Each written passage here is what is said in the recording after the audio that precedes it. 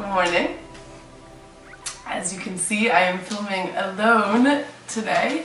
We just finished up another wonderful weekend of learning and training. It was a little bit sad because it's probably our last such weekend, and it was even sadder because none of my regular crew actually was here.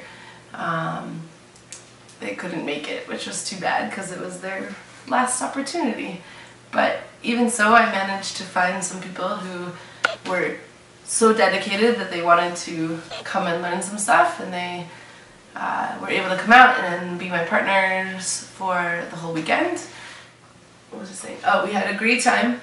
The theme of the weekend sort of was all about the concept of flow and how flowing with your technique helps to make a more efficient and proficient technique and effective technique.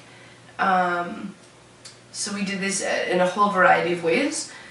We started with simple joint locks and learning how to move from one joint lock into another joint lock without ever having to let go or change your grip or lose the technique at all. And it was kind of interesting to have to be creative and figure out, well, how can I go from this joint lock, from a wrist lock to an elbow lock to a shoulder lock or whatever.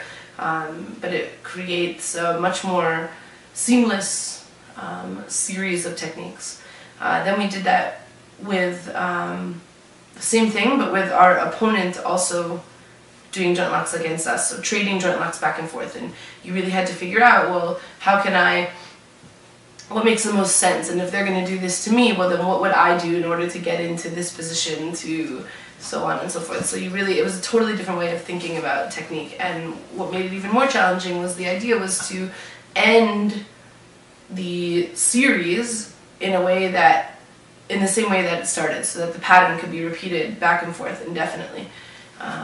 There's a blog post all about it, so make sure you check that out. And we also uploaded videos of ourselves practicing these different techniques onto the blog, so you can check that out as well. Just know that we only had like 20 minutes to both make up the series and perform it, so it looks a little bit sloppy, a little bit unpolished, but that's just because we were short on time.